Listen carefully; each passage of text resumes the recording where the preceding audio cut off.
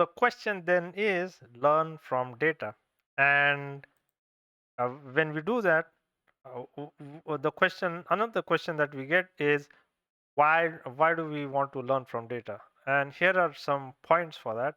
It can help us make informed decisions. So if we have historical data, from that we can do the analysis and say, okay, that let's say product A has higher sales than product B. That could help us maybe pick product A moving forward or pick product B for some reason to move forward. It can help in predictive analytics. For example, it can tell us what can happen in future. If we have 5 years of data and we need to sort of guess what might happen with a particular product in the next year, we could use predictive analytics to help us uh, sort of give ballpark figures for what could be, let's say, the sales of a particular product in the next year. And accordingly, then business can uh, strategize their approach for the next year for a particular product. In manufacturing, it could improve efficiency. It could improve efficiency outside of manufacturing as well. Let's say in manufacturing, we are looking at different machines, and if we get raw material, for example, if we have cotton fiber that is coming in, then based on the, let's say, the uh, uh, how clean the cotton is, uh, based on that, we might be able to predict what could be the quality of the yarn produced from that particular cotton, and if it meets the required quality standards and so on. Personalized experiences is also uh, one of the things we could do based on the data. For example, if you watch a couple of videos on YouTube, it can tell us what other videos that are available could be of interest to you for watching them as well. So here we are trying kind of looking at examples from simple analytics and uh, then advanced artificial intelligence. So personalized experiences would be an example of AI. The first three could be examples of simple data analytics. Now, why would it help? It can help in gaining competitive advantage in case of businesses and maybe even sports. So, uh, the data from a particular sport, let's say cricket or football, it can be analyzed, or maybe if you're interested in different other types of sports, cycling, for example, that data can be analyzed and it can help strategize a particular gameplay that would give a competitive advantage to a team and just help their chances of winning the game. In health and safety, it can help understand. Oh, well, let's say in case of COVID, it helped understand how rapidly the disease is spreading, what are the geographical regions where it is currently there, and what is the number of people affected, and if it could spread into different geographical regions. So that is there, and it can also help find new cures for a particular type of disease. In addition, in research and development, it can help in uh, finding innovative products. Again, this can be both just analytics, or it could be using AI in the background to create those products.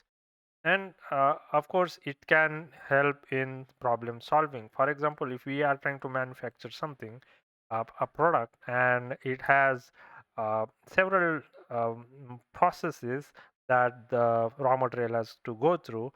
So, uh, based on the final product that you are looking to get, you could uh, train an AI that will tell uh, tell you what should be the settings for each of the machines, so that you don't have to do a whole lot of trial errors, maybe just a few, to get you the final product.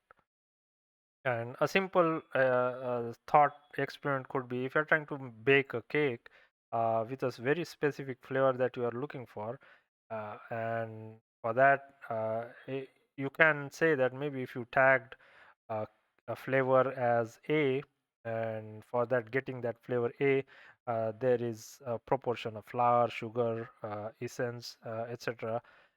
You could sort of give that data to a computer, and uh, uh, it'll learn from that data and tell you eventually, with certain level of accuracy, that whatever combination you're trying to create a cake with, it's going to give you uh, flavor A or not, with a certain level of a 90% yes, or maybe 80% yes, and so on.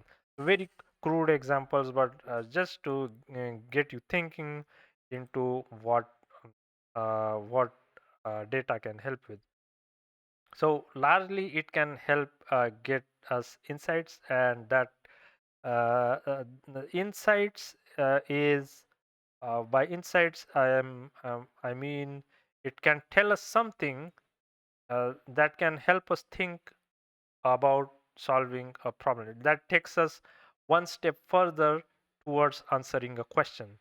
And so, what we are looking for data is, we are looking for patterns, or patterns or trends or anomalies that are there, and see if those make sense. For example, if you have data for credit card transactions, and in that data set, usually for a person, if you look for a particular person, maybe the person spends between uh, um, 0 to 100 amount every single day.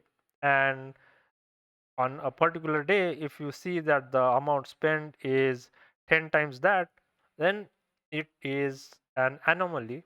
And if you have an AI trained to sort of flag that transaction, then that is something that we can use this particular uh, AI.